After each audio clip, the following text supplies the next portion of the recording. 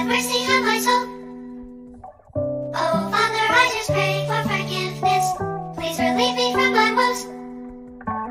Oh, please help me, you're my only witness. Have mercy on my soul. Oh, Father, I just pray for forgiveness. Please relieve me from my woes. Oh, please help me, you're my only witness. Keep dreaming on. It's not what it seems. Keep dreaming on. Don't resist the dream.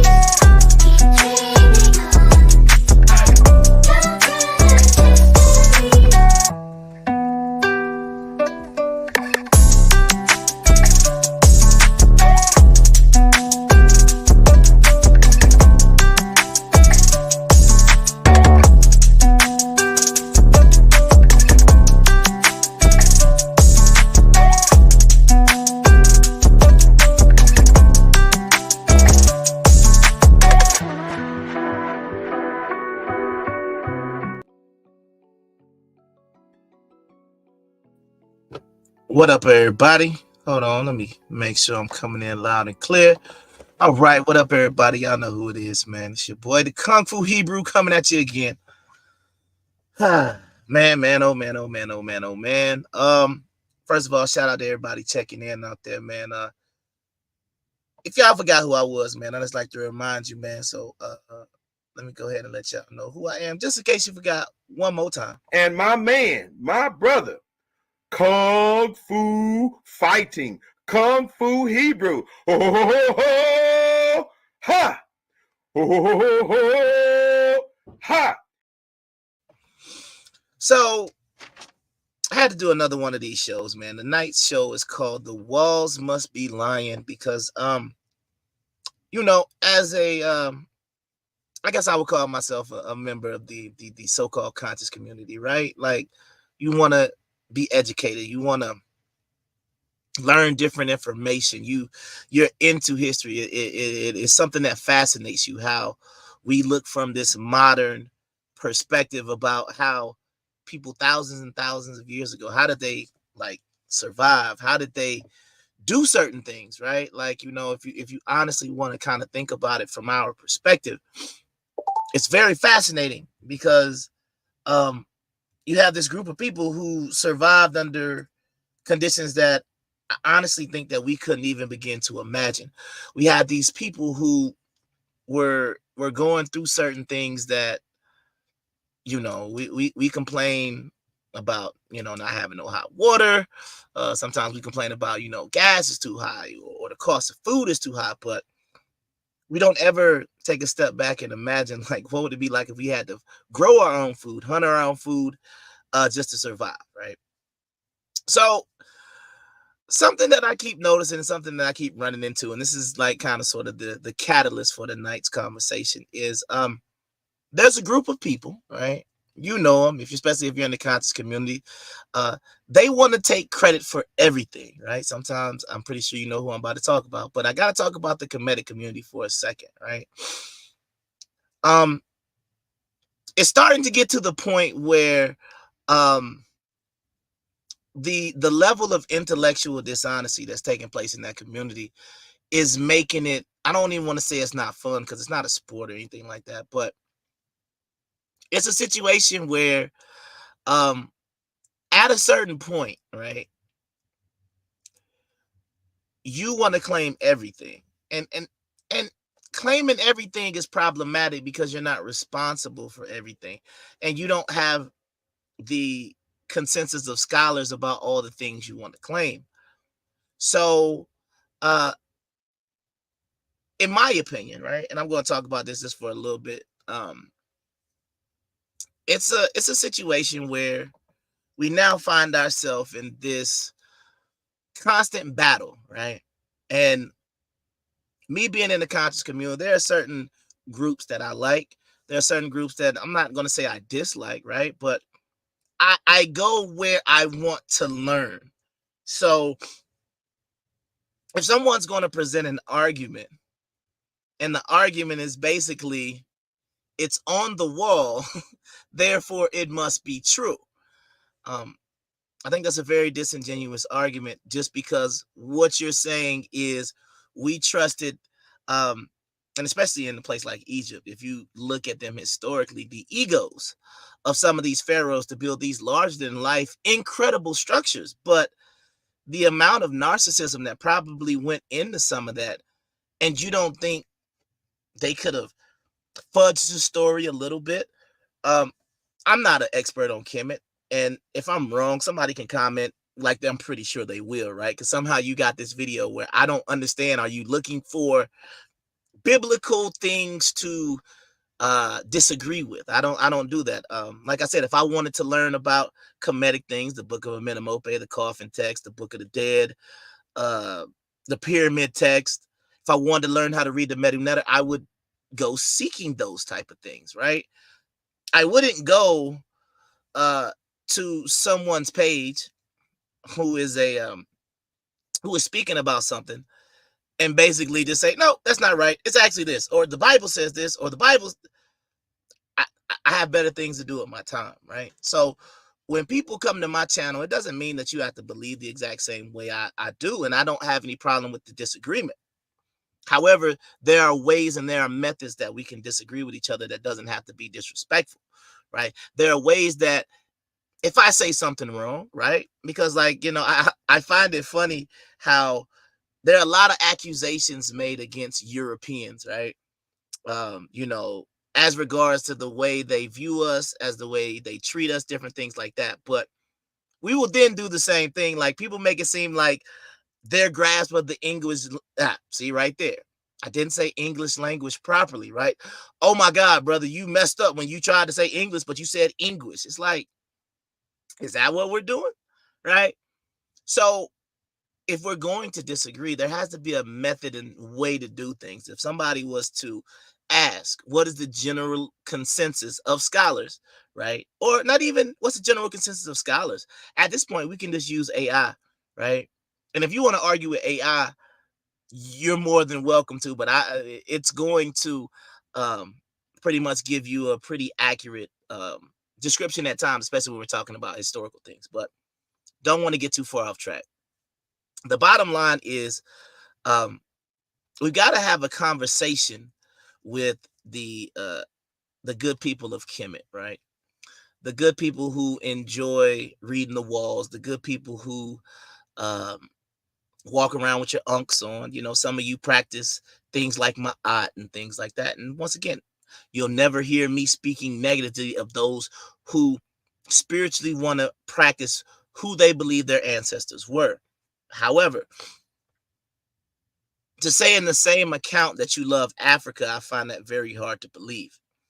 You write books about Egypt. You write books about the pharaohs.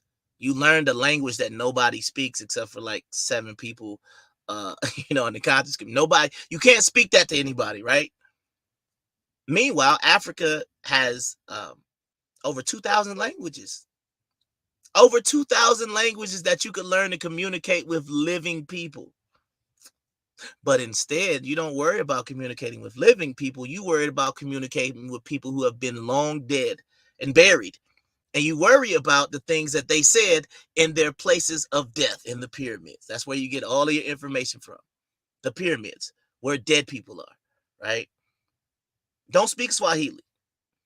You don't speak any of the Bantu language. You don't speak Yoruba. You don't speak any Tree. You don't speak any of these languages, right?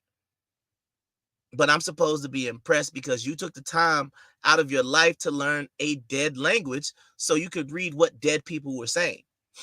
Now, once again, it's a shot, but it's not a shot. But that's something you got to ask yourself. If you really love Africa, why don't you love the Western African culture, right? Why don't you speak about how great the Songhai Empire was? Why don't you speak about Mansa Musa? But you don't want to walk around with a dashiki on. You don't want to embrace the cultures that exist in the western side of Africa or anywhere in Africa for that matter. You're only focused on Egypt. And why are you only focused on Egypt? Because Egypt was the biggest. Egypt was the best, right? Best at what, though? Egypt is the equivalent of the colonizer in Africa. A lot of people would agree that Egypt was unified under Pharaoh Narmer, right? Right around the turn of right around 3000 BC, right? So to unify a group of people, did they vote? Was it a democracy? Or was it a takeover? Or was it under military occupation? Because this is how our world works. Nobody cares about the little tribe in the middle of Africa who has a bunch of goats. They live in mud huts. They have children. They live, they die, they hunt, they survive, they do what they need to do. You don't like that, right? Nobody cares about the Aboriginal Australians who some scientists say have been around for almost 100,000 years, right? Don't care. Nobody imitates, oh, let me get my Aboriginal Australian on. You're walking around with a boomerang. I don't even know what that is. You play a didgeridoo. That might just be Australian, but it might be Aboriginal. I don't know. So if I'm wrong, you can put that in the comments, right? You don't want to claim that culture. No, you want to claim the royalty. You want to claim the pharaoh. You want to talk about how great of a civilization Kemet was. And I'm not even knocking that. But you can't say that you love Africa because you only love a specific region. You spend your time, your life, your studies, your podcast, your energy focusing on one of the most narcissistic cultures in the history of mankind. And you have to ask yourself that question. Why don't you love the rest of Africa? Why don't you love the people in the huts? Why don't you like the tribes that have bones in their noses, or the ones that have the thing where they put it in their lip? We saw that on Black Panther. People thought it was cool, right? But we don't see people walking around Atlanta with one of those things and say, oh yeah, I'm trying to tap into my roots. We don't see people walking around with bones through their nose and say, oh, I'm trying to tap into this tribe, right? And that's no disrespect to those tribes. My question is, why is it that you like Kemet? You like Kemet because it is a narcissistic society, and it proves, in my opinion, that you're a narcissist to a certain extent, right? Because this is what you want to talk. How great was Kemet? How glorious was Egypt? But what did Egypt do a whole lot of? Killing, colonizing, taking over people who they thought was inferior to them. It wasn't this utopian society that people make it seem. We know about Rome. Why? They killed people, they colonized, they conquered. We know about Alexander the Macedonian. Why? Because he killed people, he conquered people, he colonized. We know about the Greeks. Kill people, colonize, repeat. We know about Genghis Khan. Kill people, colonize. When we get into the colonial period, what did the British do? Kill people, colonize. What the Portuguese do? Kill people, colonize. And so forth, and so forth, and so forth, and so on, right? We don't really advertise, or we don't even really talk about any of these other cultures, right? You got to think about it. There's plenty of evidence right now to say that Israel existed, but it's still debatable, right? Some people say, I don't believe historic Israel ever existed. And it's like, what? Why? Because we didn't spend our time killing and colonizing. So we didn't spend our time building large temples, right? Like the Greeks did, like the Egyptians did. We didn't build these huge pyramids, these huge edifices and things like that, right? So we didn't leave receipts. So therefore, you would want to invalidate that culture. We can go to the Indus Valley and say, well, we know the Indus Valley was around, right? But once again, I'm not saying they were African or they were Black people, but you don't see people claiming that culture either, right? You don't see Europeans going around, some of them do, but you don't see them saying, oh, we were Vikings and walking around trying to act like Vikings. You might see them in a strongman competition, but they don't do that. It's only us that are sitting here trying to, and I'm guilty as well, because I'm calling myself the Kung Fu Hebrew. Once again, a culture that is no longer around, right?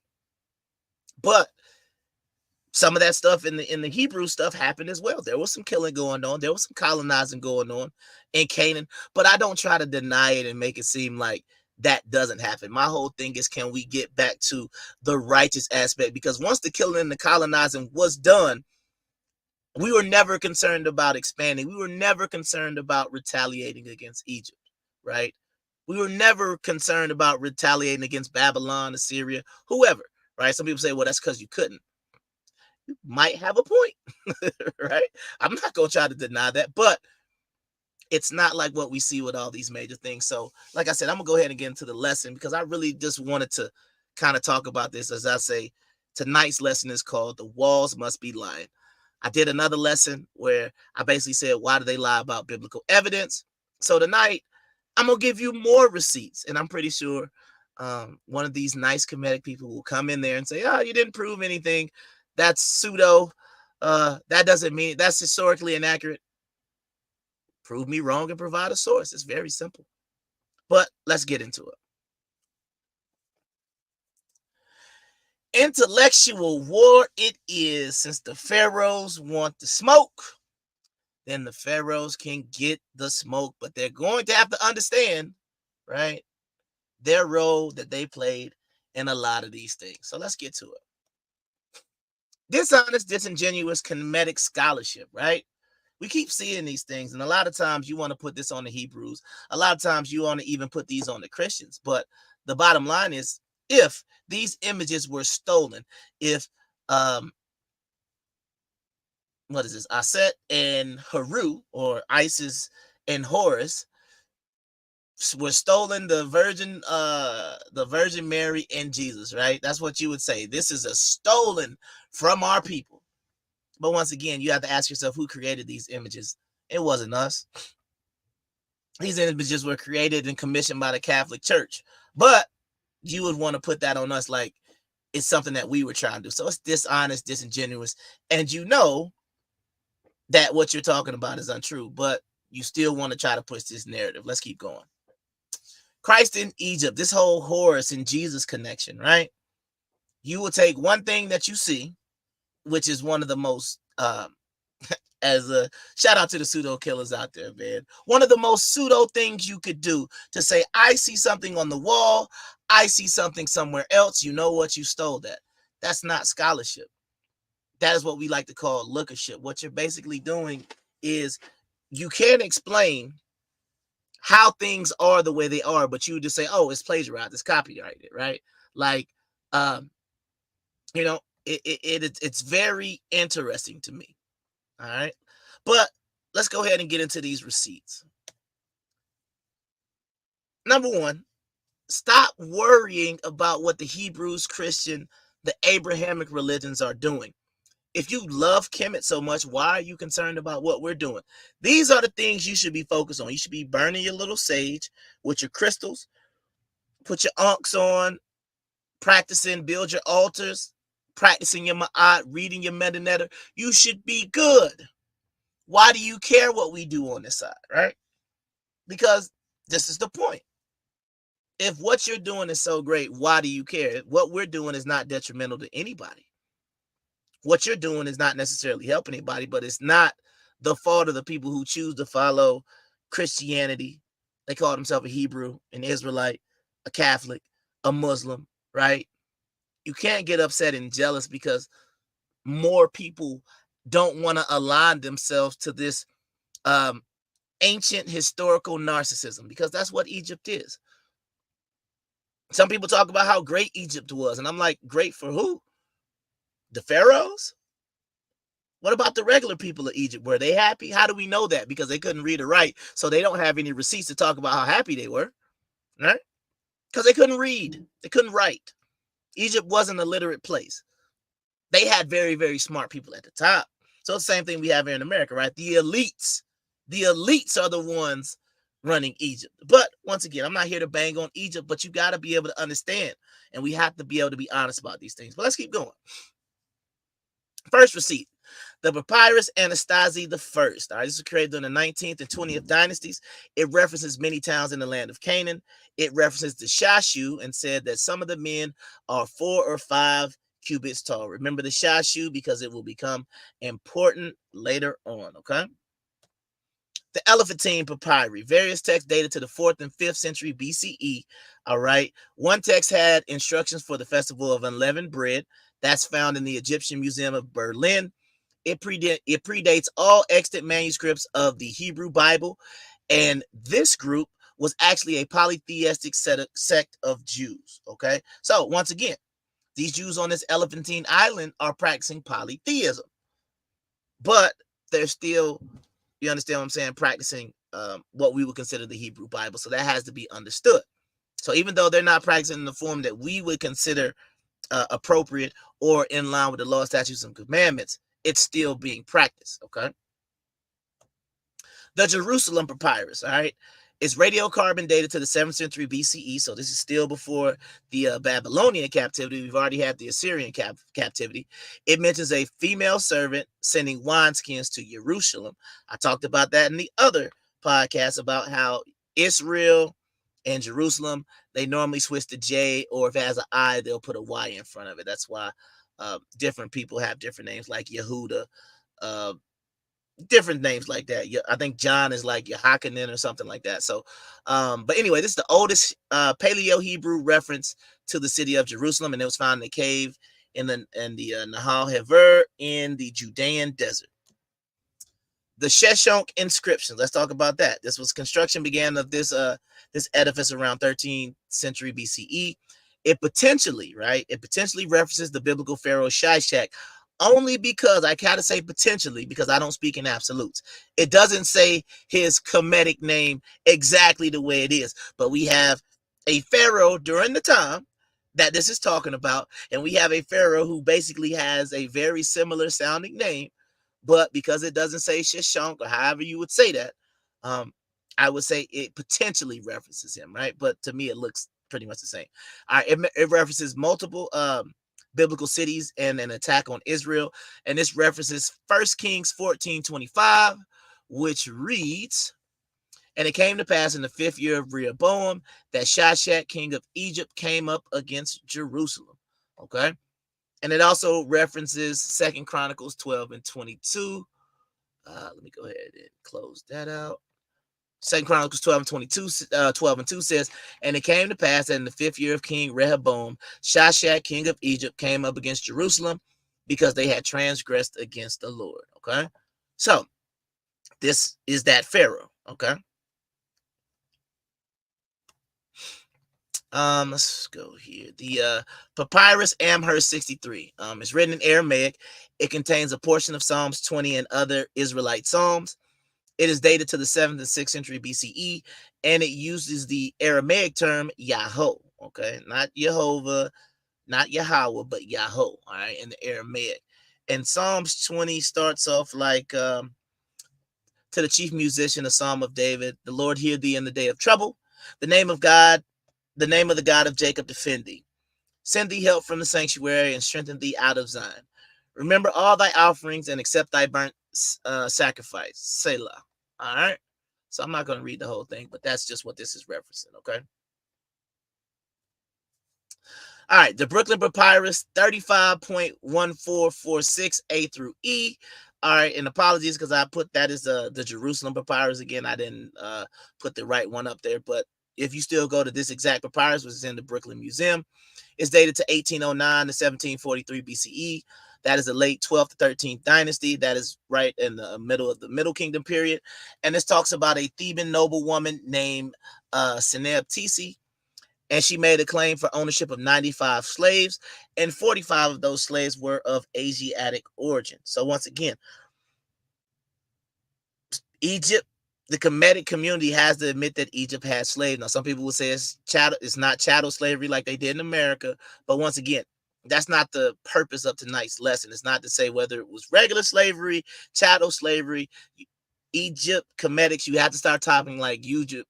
Like Egypt was this great utopia back in the day that had nothing wrong with it, right? You had slaves, and in this case, almost half of the slaves that this woman wanted to take possession or ownership were of Asiatic, or some people would say Semitic origin. So just a quick reference to some things. All right, what you're looking at A is in the Petrie Museum of Archaeology in London, and this is called a terracotta head of a Semitic slave. B, in the Met Museum in New York, this is what's called a model of a domestic figure. Okay, now in the Heck Museum, this is found in Israel. This is what was considered a statue of a Semitic slave. And if you look at A was created around 332 BC BCE to 395 AD. B was from 1981 to 1640 BCE, and I could not find a date for the third one. All right, so this is the Oxyrhynchus papyri. This fragment of the Gospel of the Matthew and the apocryphal Gospel of Thomas are found on this papyri. This is dated from the 2nd to 7th century CE. This is found in Upper Egypt at El Banasa on Bar Yusuf, found in 1896 by Grenfell and Hunt. So once again, this is a New Testament. All right, a lot of people like say, well, the Bible wasn't finished until, some people say 1500s, 1600s, whenever, right? But this is dates back to as early as the 2nd century or the 7th century. So you still have some more receipts even for the New Testament, okay? But once again, you have to understand the Bible is a compilation of these scriptures or these gospels or these books, okay? The Sanballat Bulla, all right, this is located in the Israel Museum in Jerusalem. All right, it's dated to the 4th century BCE, and it references Nehemiah 2 and 10. Nehemiah 2 and 10 says, when Sanballat the Horonite and Tobiah the servant the Ammonite heard of it, it grieved them exceedingly that there was come a man to seek the welfare of the children of Israel. Okay, so this Sanballat Bulla is referencing that person that was named in Nehemiah 2 and 10. The Apries Stela, all right, it's dated to be 2,600 years old. This is the pharaoh that tried to help King Zedekiah unsuccessfully against Babylon. During the Babylonian captivity, this pharaoh welcomed refugees into Egypt. Also, excuse me, this references the pharaoh from the prophecy of Jeremiah 44 and 30. And it says, thus said the Lord, behold, I will give Pharaoh Hophra, king of Egypt, into the hand of his enemies and into the hand of them that seek his life, as I gave Zedekiah, king of Judah, into the hand of Nebuchadnezzar, king of Babylon, his enemy, and that sought his life. Okay, so right there, that's referencing that, like I said, prophecy in the book of Jeremiah. Okay, what I want to do right now is I want to thank my sponsor again for sponsoring my podcast and all things on the platform. This is Southern Fusion Bistro, a restaurant right outside of Metro Atlanta. You can get their food either through their website by calling them Uber Eats or DoorDash. So let's go ahead and check that out real quick.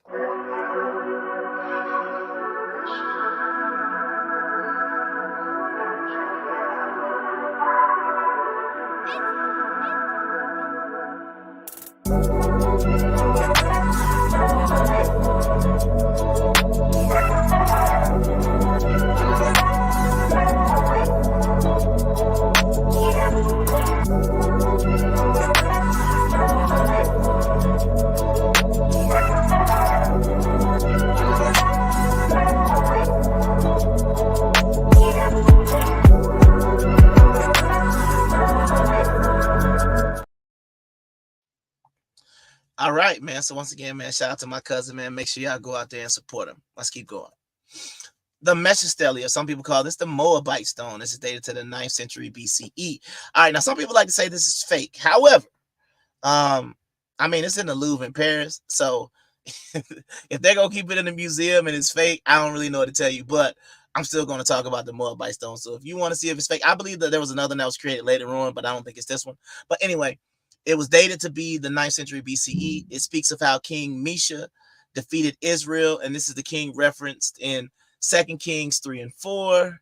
And that says, and Mesha, king of Moab, was a sheep master, and rendered unto the king of Israel 100,000 lambs and 100,000 rams with the wool. Okay, so that's King Mesha referenced in the Bible. This is the Mesha stele or the Moabite stone. All right, it references the house of Omri. If you know who Omri was one of the kings of Israel, because sometimes Israel is not referred to as Israel with other cultures. It's sometimes referred to the land of Omri or the house of Omri. And in this stela, the Moabite deity Shamash was credited with the victory. All right, let's keep going. So the monolith stela, all right, this is dated to 852 and 879 BCE. It's written in Akkadian cuneiform. It describes the reigns of Assyrian king Ashur Ashurnasirpal II and Shalmaneser III. All right, it contains a reference to King Ahab. Some things say it's disputed by scholars because of the inscription. It says, Aha Abu Sir Ela Allah whatever that says, right? Or it says other Assyrian records use the land of Amri. But some people believe that Aha Abu Sir Ela is, and once again, I know I butchered that, but apology, I'm not necessarily a linguist when it comes to these languages, but some people are saying that is a reference to King Ahab. Okay. The Tel Dan stele was dated to 870 to 750 BCE. It's written in Old Aramaic, and the inscription describes someone who killed King Jehoram, son of Ahab, and king of the house of David. The Babylonian Chronicles is written in cuneiform. It can be found in the Israel Museum in Jerusalem. It references the campaign in Judea by the Babylonians. The Baal Cycle Tablets is written in cuneiform, dated to about 1500 BCE. It speaks about the deity Baal, who is referenced in the Bible multiple times, right? First mentioned in Numbers 22 and 41. The Black Obelisk of Shalmaneser III. All right, this is documents Jehu of the House of Omri. All right, this is found in the British Museum in London. Okay, so A, and I didn't put C and D on there, but A is where it says Jehu bows down, so you can zoom in and kind of see that. B is a different angle of that. Okay, the two bottom ones are what they call tribute bearers. So we believe that this is a reference to the king of Israel. Okay. So right here, I just want to show once again the tomb of Ramses III, okay, and just show you how Egypt identified people. If you look at that top left, that is a picture of how Egypt viewed other cultures. There's a Libyan, a Nubian, a Syrian, a Shashu Bedouin, and a Hittite. So I just want to kind of be able to give you these visuals, right? So people need to start, all the people who claim Kemet, you could have been somebody else that they're talking about on this page, but for some reason, like I said, and we know the reason, it's a little narcissism included in that, but that is the reason why you don't want to claim in these other cultures. All right. The Shashu of Yahweh. All right, these were Semitic people who were from the areas in Levant, including northern and southern Palestine. Some of them were used as mercenaries in the Egyptian army, and the earliest reference is around 15th century BCE. The city of Onias. All right, there's a book that I listed, so you can read this on your own. I'm not going to get too deep into it, but there's a book that details an archaeological dig in a place called Tel El Yahudieh. And basically, if you read this book, it talks about a dig where they was basically talking about it deals with the temple or the city dedicated to Onias, and about how there was a group of Jews living in, I guess you would call it either northern Egypt or lower Egypt. I want to say around the 4th century, but it's a good book. You should Google it. You can download it for free and check it out. And you can comment if you think you found anything interesting in the book. Okay. Slavery and colonialism in Egypt. All right, so right here, obviously this is slavery. I don't understand how anybody could see anything different. You have a guy with a whip standing over a different group of Africans at this point. And I say Africans because you can tell the way it is actually depicted that these are not native Egyptians. Okay, so slaves were not just prisoners of war, but foreign commoners as well. What I mean by foreign commoners is we're talking about like women and children. We're talking about non-combatants, right? It's not just the people who decided to go to war, right? We're talking about the non-combatants were still made slaves, okay? Slavery didn't build the pyramids, but was responsible for transporting large materials. Okay, now that is what I am saying. I'm not saying that because if you Google it or you put it in something like a AI chat GPT, something like that, it would say that slaves didn't build the pyramids and it was done by skilled workers. However, I highly doubt, just because we got to use this logically, right? I highly doubt that those skilled workers were transporting these huge tons of limestone and things like that that were used to build the pyramids. It just doesn't make logical sense, okay? All right, so once again, I'm just going to review from what I talked about the last time, right? because this is going to be like all the receipts that we have for that can prove some of these things. All right. So once again, I just wanted to point out again, King Tut tomb, because it is showing you that they viewed themselves differently from other people. Okay. They viewed themselves differently. So if you're trying to make a case for being Kemetic, for being Egyptian, saying this is where you believe that you descend from or whatever, right? Then you have to understand that there are multiple different people who Egyptians saw as being different from themselves. They didn't identify with the other native Africans, okay? And then last time I brought up some extra biblical evidence. I talked about against Apion, where Flavius Josephus talks about a slave revolt that basically happened in ancient Kemet, in the city of Avaris, the leper colony that took place in northern Egypt, right? You got the Merneptah stele, which allegedly mentions the name of Israel on it.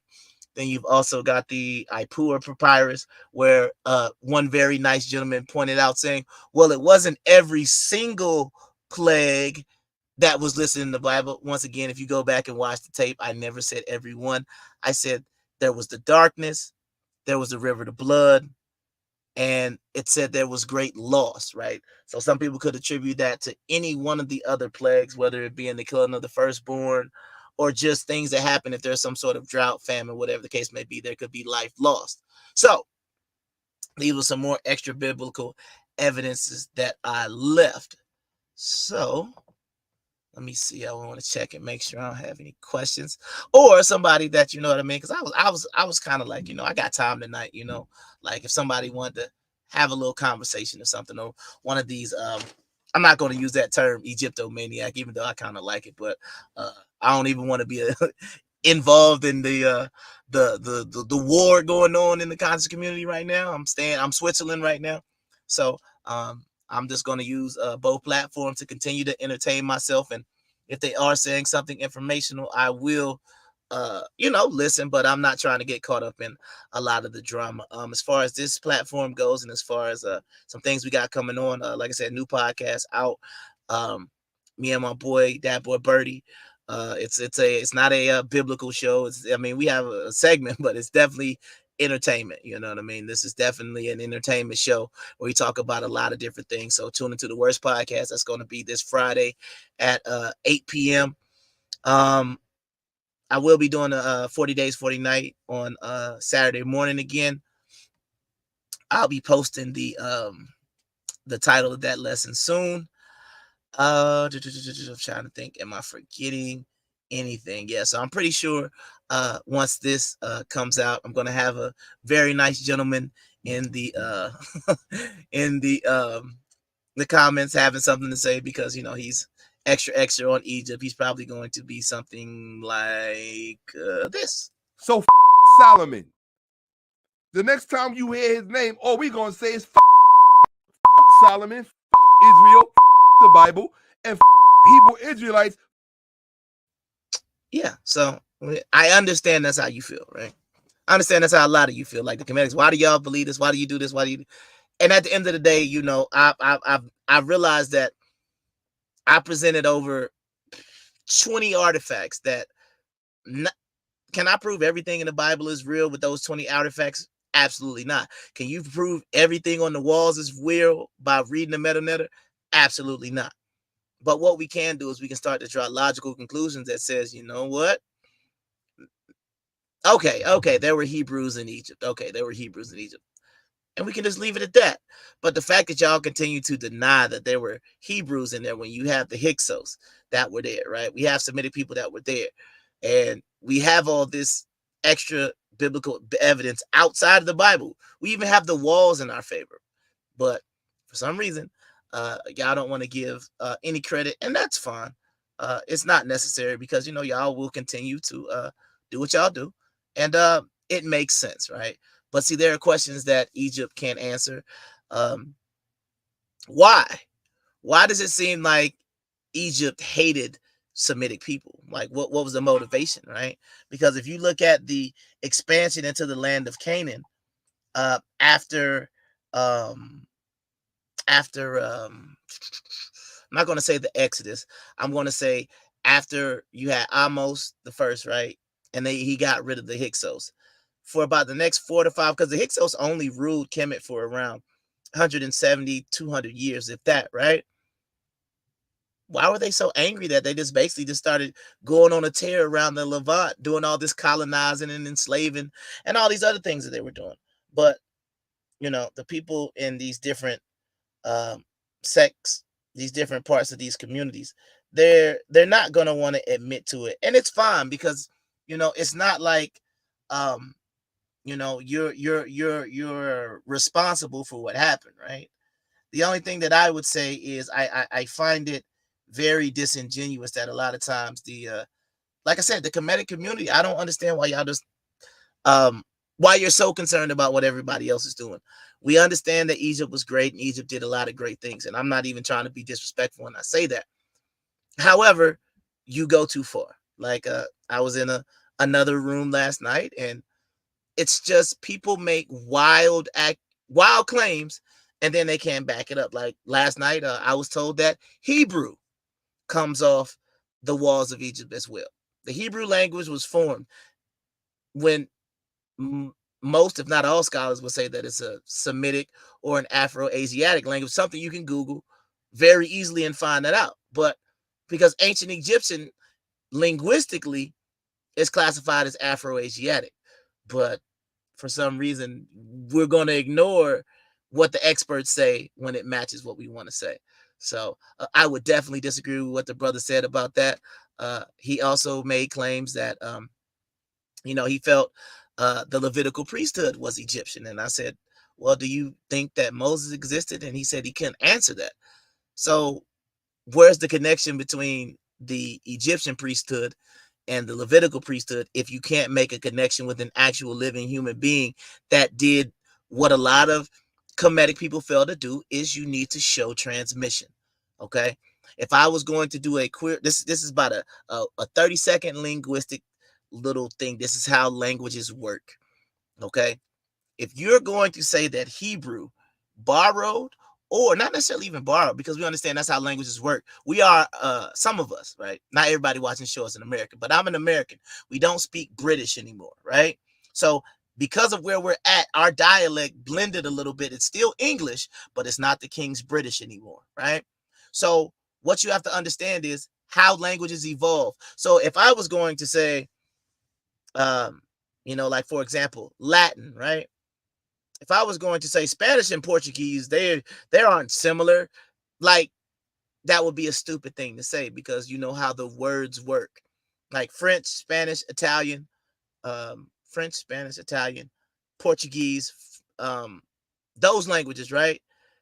You can see similarities in between them, but it's like, okay, well, how do you say this and this? Okay, well, and it's no similarities. The pictographs are completely different. Everything is completely different. But just because there is this narcissistic behavior that takes place in the Kemetic community, where, like I said, they want to take claim for everything, and except for everyone. Now, there's certain people they don't claim. They don't claim the Talmud. The Talmud is definitely not a Kemetic creation, but everything else, yeah, that's Kemet. But anyway, once again, man, I just want to thank everybody for tuning in tonight. I hope you got a chance to learn some things tonight. I believe that's it. I'm gonna do a little different intro because I think it's funny, based on what I've been talking about. So until Friday, man, make sure y'all tune in to the Worst Podcast, 8 p.m. Eastern. We got the new channel, so go over there. Make sure you subscribe, and when you subscribe to the channel, make sure you cut your notifications on all. I don't go live that much. I don't post a lot on Facebook, so you're not just gonna get constant notifications. But when you subscribe, it automatically goes to personalized first. So you have to make sure the all is selected. But like I said, man, until next time, man, I've been the Kung Fu Hebrew Saw G. Y'all stay blessed out there.